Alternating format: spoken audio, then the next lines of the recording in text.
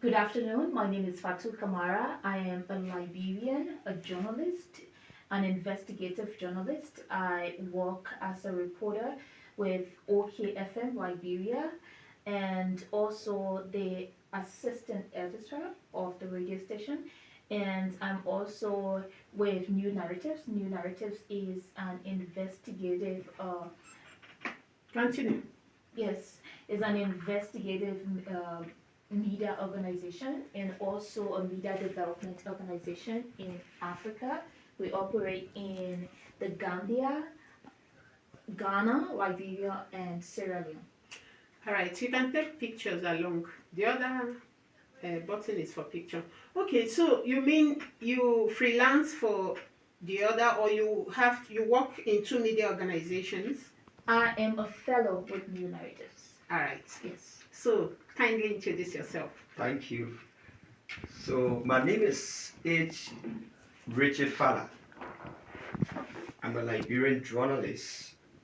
I have worked in the media landscape for over 10 years. Okay. I work with the independent newspaper, and then I work with Buja Radio from being a reporter, editor, director of news, station manager, and we stay into the media. It's good to be here in Nigeria, and I'd like to say thank for uh, bringing us on your program. We are very happy. Thank you very much. Awesome. All right. So the program you're about to feature in is called Africa This Week. It is a current affairs Radio Nigeria network program that deals with issues of policies, any kind of issue that comes up in Africa, across Africa. But the thing is, the issue must happen within the week. So your visits happen to occur within this week. So we are likely going to feature you on Africa This Week. So welcome to Africa This Week. Thank you. Thank you very so much. So I'll start with you. Fatu Kamara. Fatu Kamara. My name is Sandra Chukwugepu. All right. Okay, let me do proper introduction for myself. I am Sandra Chukwugepu, like I said earlier. I am the diplomatic editor for Radio Nigeria Network News. I have worked here for like 20 years, so wow. I am older. Yes, although I look younger, right? Yes. Okay, so I have covered how many beats now? Like 4 beats. I've covered 5 beats. I've covered the youth sector. I've covered the security sector. I've covered civil society, and I've covered aviation. And I am now in diplomatic beats. Yes, I do other things. I work in the current affairs unit. Okay. We write commentary, what they call in print media feature, well, not feature, editorial. Okay. Editorial. In our station is called commentary. Commentary is not paid for, is public interest. Okay. But when it's paid for, when people sponsor anything about their birthday, about their political ambition or whatever, it is called spotlight or special tribute. For instance, if you're marking your birthday, you can pay, and we do a special package about you, and you pay for it. That is special tribute. But otherwise, it is normally called commentary. Commentary is of public interest. Any issue that affects the public, it is free on this station. So let me start with you. What has been the most valuable lesson from the WABMA training? You're attending WABMA training, right? Yes. From the WABMA training, and how has it changed your perspective on journalism in West Africa? Okay, no, let's just say in Africa, not West Africa, because we're talking about Africa. Okay. Briefly. So interestingly, one of the problems now in Africa is the issue of miscommunication and discommunication in Africa. So I have always thought that the truth and the fact are the same thing, but because of me attending WAPMA, I've learned that there are differences. So what are the differences? So the difference is that the fact can be proven and there's an evidence to the fact. But the truth is bigger than the fact. So, like for example, we as Christians, we believe that there is God. But somebody say proof that there is God, we cannot show any proof. Contrary to like Jesus, we can prove that okay, Jesus existed, because of the time we have AD and we have BC. So that is a proof that Jesus Christ, existed on the earth. But we cannot show proof that there is God. Because even if you say the universe was created by God, how do you prove that? Somebody will say anybody can create anything. How do we say there is a God? Can you show an evidence that there is a God? So we discovered, attaining Wagman, that the truth is bigger than the fact. The fact can be proven, you can show an evidence, you can research, you can investigate the fact, but the truth is bigger than the fact. And it has made me to view information differently. So in Liberia, we have two um, trending or big political organizations, or let's say political parties. And you will not have one political party jump to the other political party just by telling them this party is the best and the next party is the best. So, in as much as the party in power now, or the government in power now, is doing all the best, is trying its best to serve the people with development and infrastructure and everything you think about, the opposition political party will not agree because they want to come to power in 2029. They will not agree in as much as this is the truth, right? This is what they are doing, but these people will not see it. They want more. They believe there is room for more, right? Yes.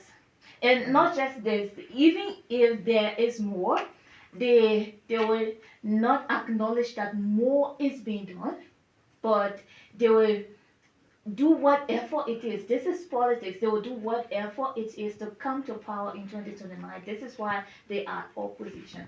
So it is hard defending something that you cannot prove. That was just an example. You cannot prove because, like an atheist who does not believe that there is God, you cannot change the person's mind to believe that there is God when the person has already believed that I don't believe in God. So the truth is bigger than the fact, even though there's not evidence to the truth, but there's evidence to the fact.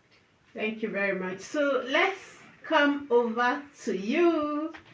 My question to you now is, how do you think African journalists can better use digital platforms and emerging technologies to tell African stories to global audiences?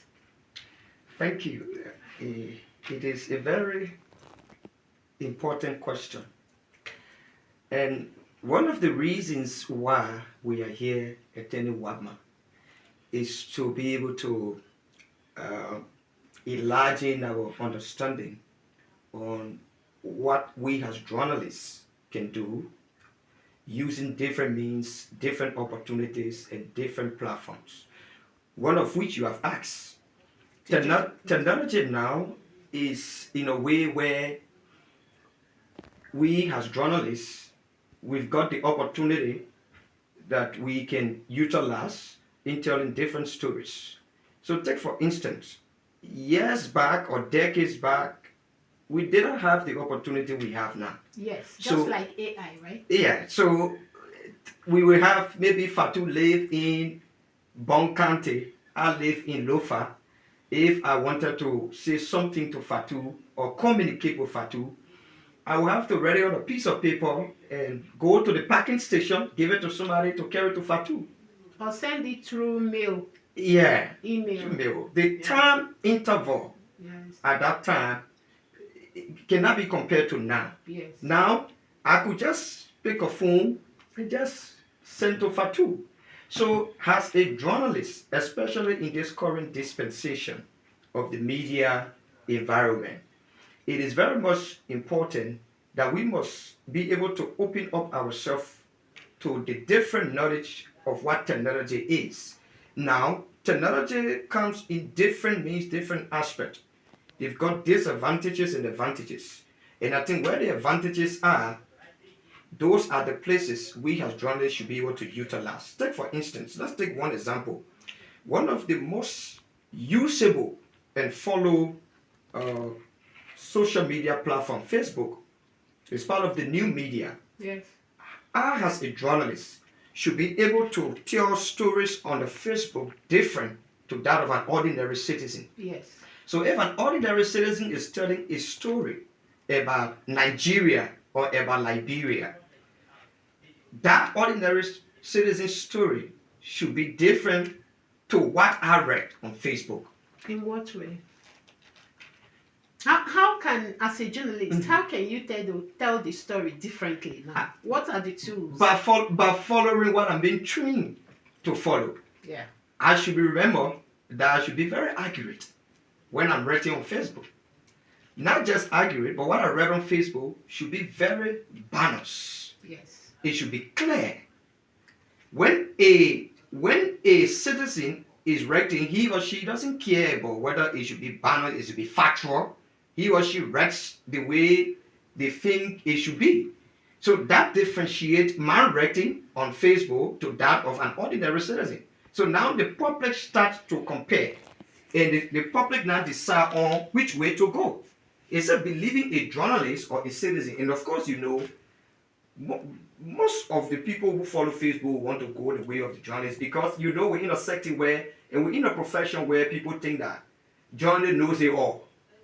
Yeah, when you are a journalist, people believe that you know it all. So they prefer following you, what you say, compared to just an ordinary citizen. So that's how we must utilize technology, and we should not abuse it. Because sometimes we see the chance to use technology to be maybe something other people could abuse it. Sometimes we see it in our profession, and we must be very frank to call a spade a spade. Every profession has bad apple, but when it is being, observed, the bad apple must be rooted out. So while we encourage utilizing technology and doing it the right way, we too should be discouraging anyone who trying to come into that space pretending to be us, discouraging them from doing that. Thank you so much. Can I add? Okay, you want to